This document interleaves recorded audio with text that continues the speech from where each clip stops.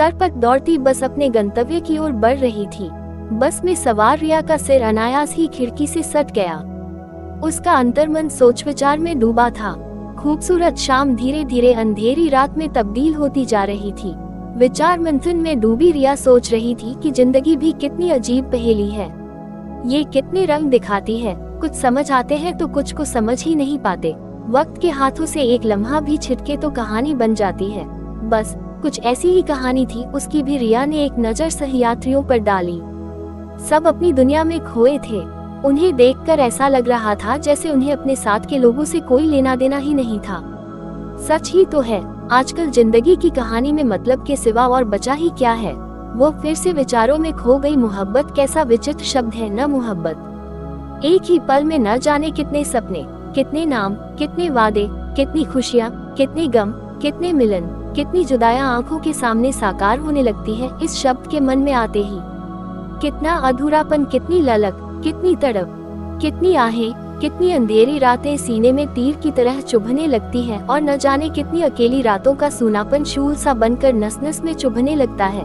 पता नहीं क्यों ये शाम की गहराई उसके दिल को डराने लगती है। एसी बस के अंदर शाम का धुंधल का पसरने लगा था।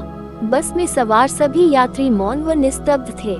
उसने लंबी सांस छोड़ते हुए सहयात्रियों पर दोबारा नजर डाली। अधिकांश यात्री या तो सो रहे थे या फिर सोने का बहाना कर रहे थे। वो शायद समझ नहीं पा रही थी। थोड़ी देर रिया यूं ही बेचैन सी बैठी रही। उसका मन अशांत था। न जाने क्यों इस शांत नीरव माहौल में वो अपनी जिंदगी की अंधेरी गलियों में गुम होती जा रही थी। कुछ ऐसी ही तो थी उसकी जिंदगी, अथाह अंधकार, ये दिग्भ्रमित सी, जहां उसके बारे में सोचने वाला कोई नहीं था। आत्म साक्षात्कार भी अक्सर कितना भयावह होता है। इंसान जिन बातों को याद नहीं करना चाहता वे रह रह कर उसके अंतर्मन में जबरदस्ती उपस्थिति दर्ज कराने से नहीं चूकती। जिंदगी की कमियां, अधूरापन अक्सर बहुत तकलीफ देते हैं। रिया इनसे भागती आई थी लेकिन कुछ चीजें उसका पीछा नहीं छोड़ती थी। वो अपना ध्यान बरबस उनसे हटाकर कल्पनाओं की तरफ मोड़ने लगी। उन यादों की सुखद कल्पनाएं थी। उसकी मोहब्बत थी और उसे चाहने वाला वो राजकुमार जो उस पर जान छिड़कता था और उससे अटूट प्यार करता था। रिया पुनः हकीकत की दुनिया में लौटी। बस की तेज रफ्तार से पीछे छूटती रोशनी अब गुम होने लगी थी। अकेलेपन से उकता कर उसका मन हुआ कि किसी से बात करे, लेकिन यहाँ बस में उसकी सीट के आसपास जान पहचान वाला कोई नहीं था। उसकी सहेली पीछे वाली सीट पर सो रही थी। बस में भीड़ भी नहीं थी।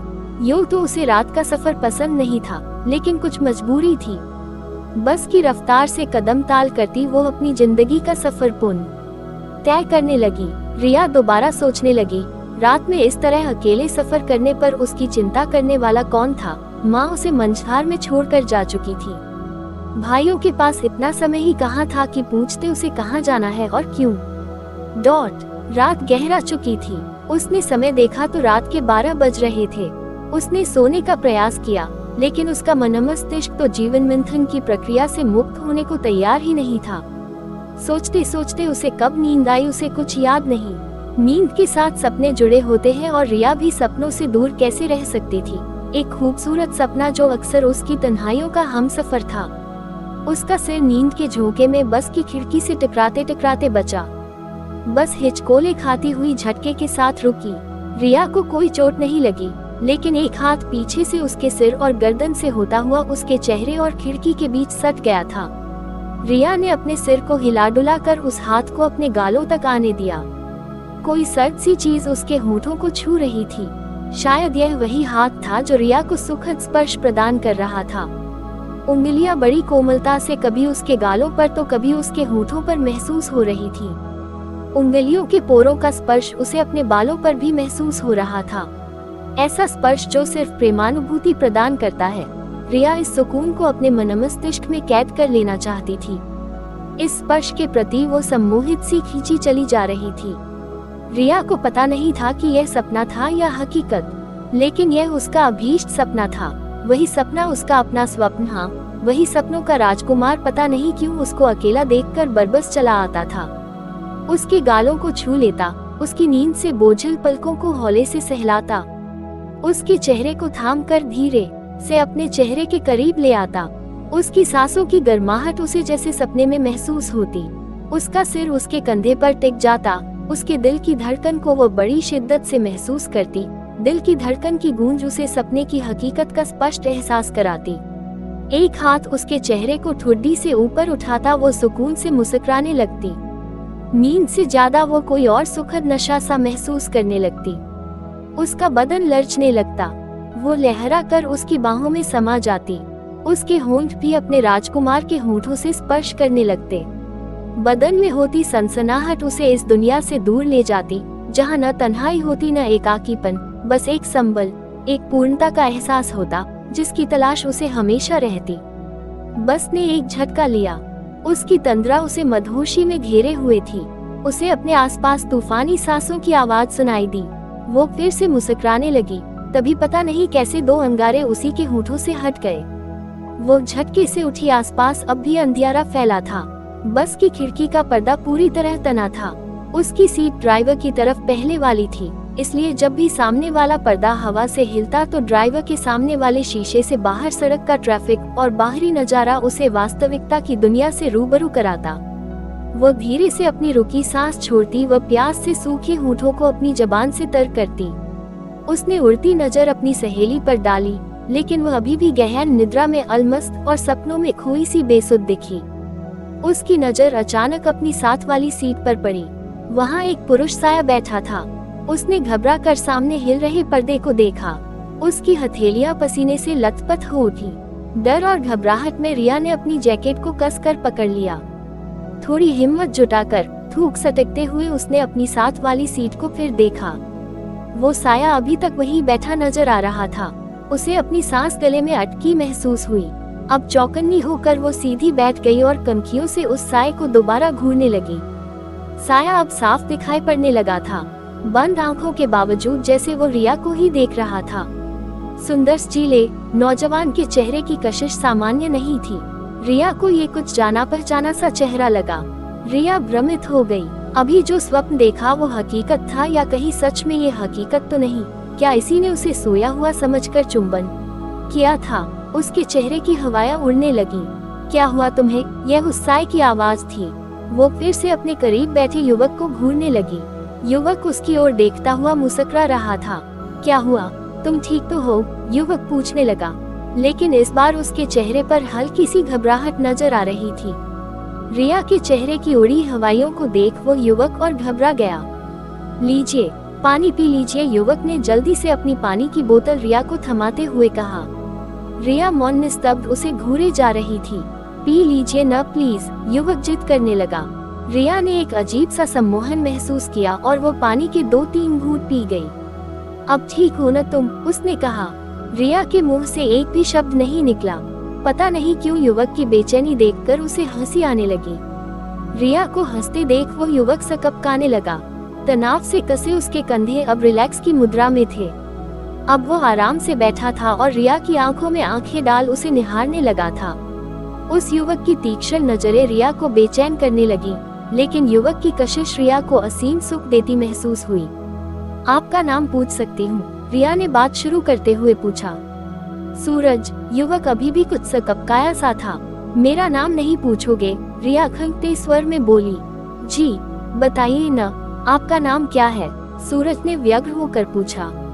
रिया, वो मुस्कुरा कर बोली। रिया, सूरज उसका नाम दोहराने लगा। रिया को लगा जैसे सूरज कुछ खोज रहा है। वैसे अभी ये सब क्या था मिस्टर? अचानक रिया की आवाज में सख्ती दिखी।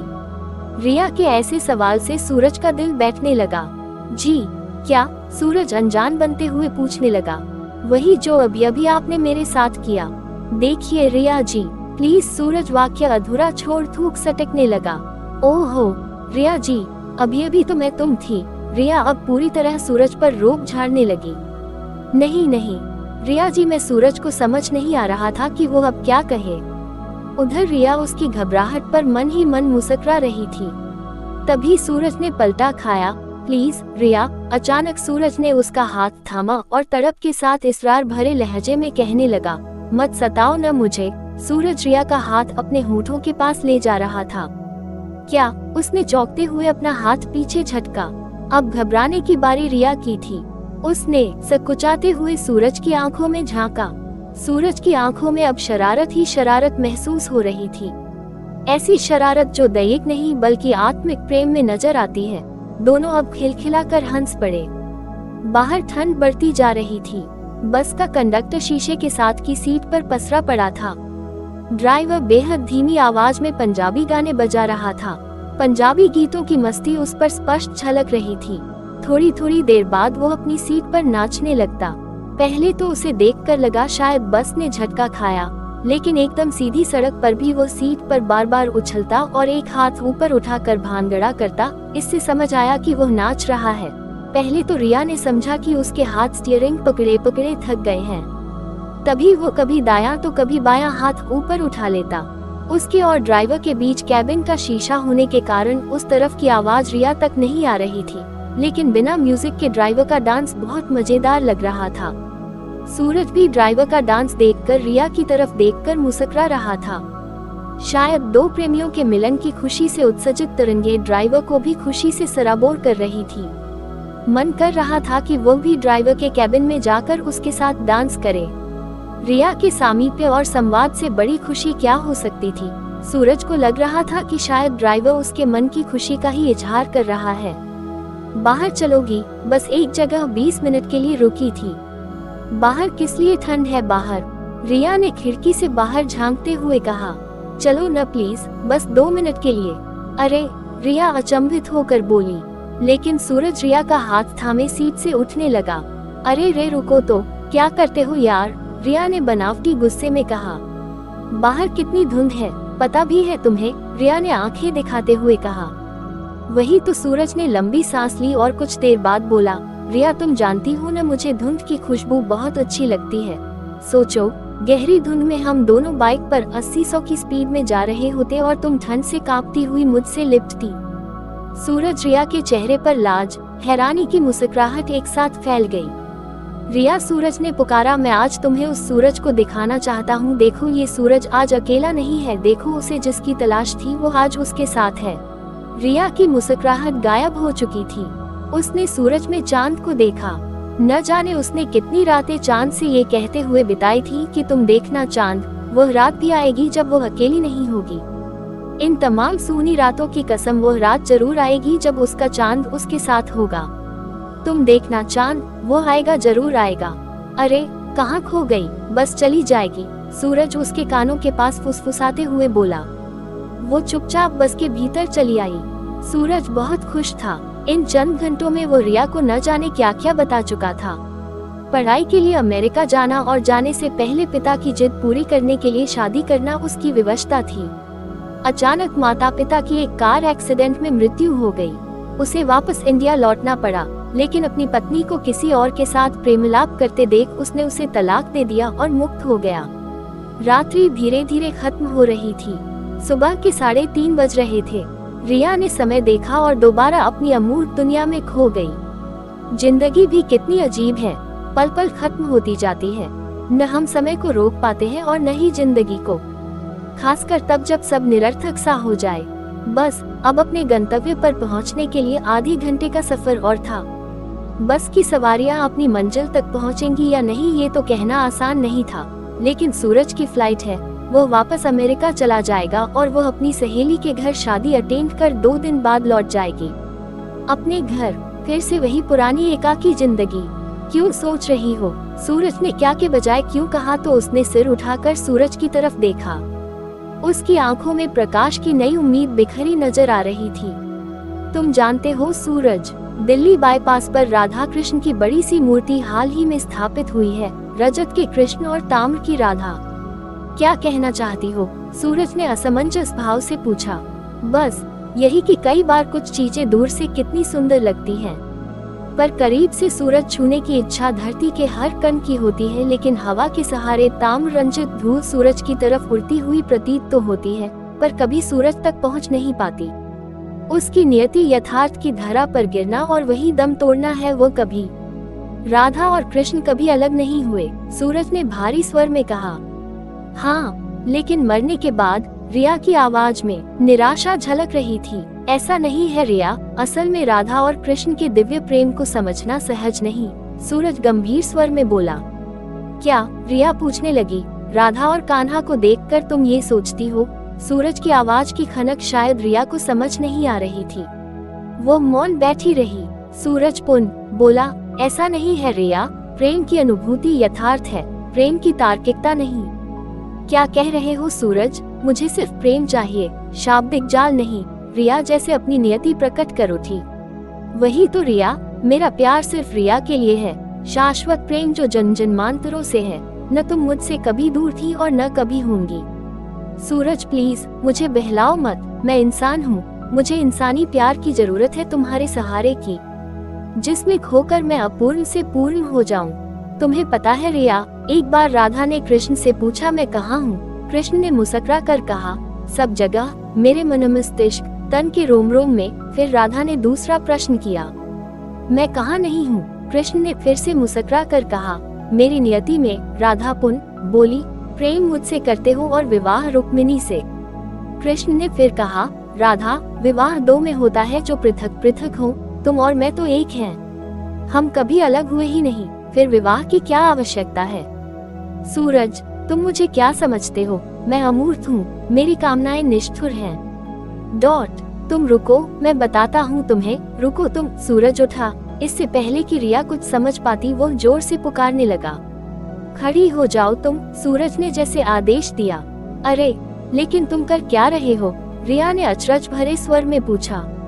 खड़ी हो जाओ, आज के बाद तुम कृष्णा राधा की तरह केवल प्रेम के प्रतीक के रूप में याद रखी जाओगी, जो कभी अलग नहीं होते, जो सिर्फ नाम से अलग हैं, लेकिन वे यथार्थ में एक हैं, शाश्वत रूप से एक।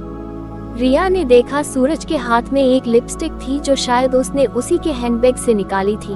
उससे सूरज ने अपनी उंगलियां लाल कर ली थी। अब सब गवाह रहना, सूरज ने बुलंद आवाज में कहा।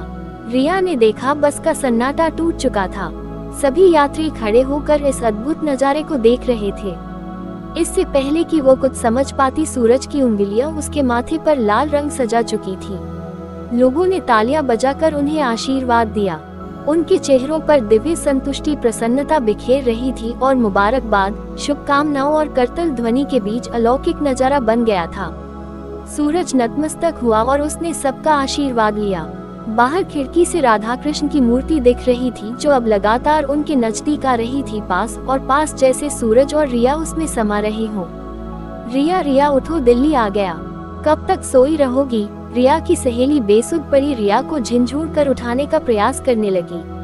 कुछ देर बाद रिया आंखें मलती हुई उठने का प्रयास करने लगी। सफर खत्म हो गया था, मंजिल आ चुकी थी, लेकिन रिया अब भी शायद जागना नहीं चाह रही थी।